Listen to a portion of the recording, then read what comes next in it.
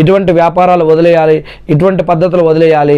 మనం మన శరీరం కానీ, మన యొక్క కడుపు కానీ, మన యొక్క కుటుంబం కానీ అన్నీ కూడా ఆరోగ్యంగా ఉండాలంటే మనం చెడు పనుల నుంచి కూడా ఆగిపోవాలి. పరిశుభ్రత, పరిశుద్ధత చాలా ముఖ్యం ఇస్లాంలో. మరి ఇటువంటి వ్యాపారాలు కానీ, ఇటువంటి సంపాదన అలవాట్లు పద్ధతులు ఉంటాయి కనుక వాటికి దూరంగా ఉండడం కోసం ప్రయత్నించాలి. హలాల్ రోజీ రోటీ కోసం ప్రయత్నించాలి. అల్లాహ్ సుబ్హానహు వ తఆలా హిజ్రత్ చేసేవారిని అల్లా ఇష్టపడతాడు. ఈ వ్యాపారం కాకపోతే ఇంకొక వ్యాపారం, ఈ పని కాకపోతే ఇంకొక పని, అలా వేరే వ్యాపారాలు చేసుకోవాలి. కానీ ఇటువంటి వాటి కోసం, ఇటువంటి వాటి ద్వారా మనం సంపాదించి దాన్ని మళ్ళా కుటుంబ సభ్యులకి పోషించుకోవడం సరైన పద్ధతి కాదు. మన ఆరాధన స్వీకరించబడాలంటే, మన ప్రార్థన స్వీకరించబడాలంటే కూడా మనం తినే తిండి కూడా హలాల్దై ఉండాలి.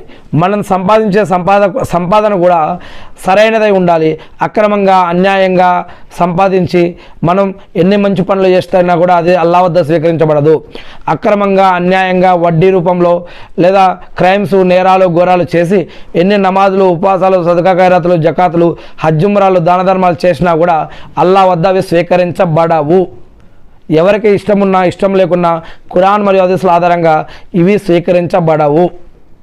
అందుకే కష్టమున్నా, మంచి అయినా చెడైనా ఏదైనా సరే మనం కష్టపడే మంచి పద్ధతిలో, సరైన పద్ధతిలో సంపాదించి ముందుకు వెళ్ళడం కోసం ప్రయత్నించాలి. మరి పరిశుభ్రత అనేది ఇస్లాంలో చాలా విలువైనది. మనం మరి వజు, టాయిలెట్కి పోతే కూడా మనం మరి దానికి ఒక పద్ధతి ఉంది, క్లీన్ చేసుకోవాలని. అదేవిధంగా మరి చేతులు ఎలా పరిశుభ్రం చేసుకోవాలి, మనం ఎలా పరిశుభ్రంగా ఉండాలి, బట్టలు ఎలా పరిశుభ్రంగా ఉండాలి, శరీరం ఎలా పరిశుభ్రంగా ఉండాలి, ఇంటి పరిసరాలు ఎలా ఉండాలి, ఇలాంటి అనేక విషయాలు ఇస్లాంలో చెప్పబడ్డాయి. మరి ముఖ్యంగా ప్రార్థన స్వీకరించబడాలి అంటే మనం పరిశుభ్రంగా ఉండడం కోసం ప్రయత్నించాలి. మరియు అలా ఉండి మనం ఆఫీసులో ఉన్న, కంపెనీలో ఉన్న, ప్రయాణంలో ఉన్న, ఇందాక చెప్పడం మర్చిపోయినా, ప్రయాణంలో ఉన్న వ్యక్తి యొక్క దువా కూడా అల్లాహ్ వద్ద స్వీకరించబడుతుంది, అల్హమ్దులిల్లా.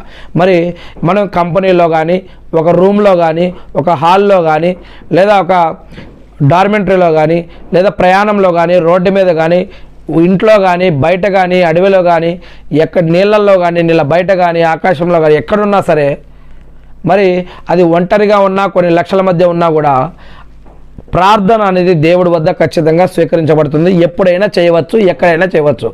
ఒక్క బాత్రూంలో తప్ప, మరి భార్యాభర్తలు కలిసి ఉన్న అటువంటి సమయంలో తప్ప ఎప్పుడైనా ఈ యొక్క ప్రార్థన అనేది చేయవచ్చు అన్నమాట. అదేవిధంగా పరిశుభ్రత అనేది చాలా ముఖ్యమని చెప్పుకోవడం జరిగింది. దువాలో ముఖ్యంగా మనం 4 విషయాలు గుర్తుపెట్టుకోవాలి. దువాలో 4 విషయాలు మనం గుర్తుపెట్టుకోవాలి. గతంలో మన ద్వారా జరిగిపోయిన తప్పులు, మనం చేసిన